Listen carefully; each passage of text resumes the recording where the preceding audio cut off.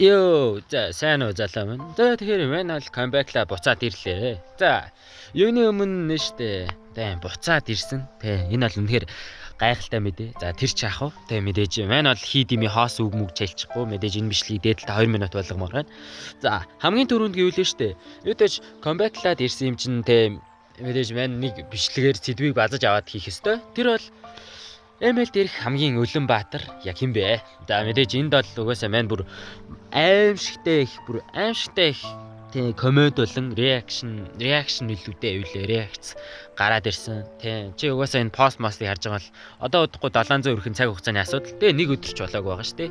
Мань бол бараг хүн болгонтэй тулж харьцдаг болохоор энэ бол манийхны хувьд нэлээд сайн мэдээ. За номер 2-т гэвэл ер нь манчин comeback-лаад ирсэн. Тийм болохоор чамааг өмнөгшгөө 5-6 минутын бичлэг яахгүйгээр балиар ингэж удаахгүйгээр бас давгүй эдиттэй тэгээ бичлэг хийж байгаа шүү. За юу. Тэгээд бас мэдээж давгүй эдиттэй бичлэг хийж байгаа юм чинь ойлгомжтой шүү дээ. Зүгээр ингэж паузлага байлиг өстой нэрээ яг бодожсэн чи хэлэх үгүй болчлаа. За тэр ч яах вэ? Тэгэхээр юутэй ч шүү дээ.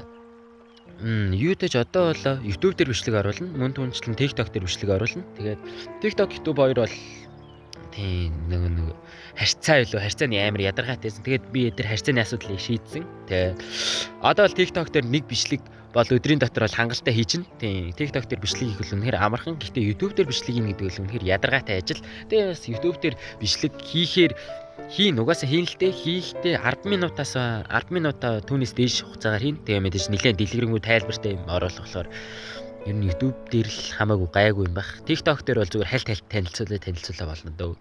Тэгээ юу ч одоогор бол энэ бол судалгаагаа авсан. Тэгээ хүмүүс бол ер нь топ 5 баатрыг бол мань харцсан байгаа. Тэгээд ер нь бичлэгний ахиц махиц бол давгүй явж байгаа. За тэгээ айл хэдэ 2 минут болчлоо. Юу дэш тэгээд бааштай. Мань бол өдрөө нэрээ нэг юм хэлий заа юу.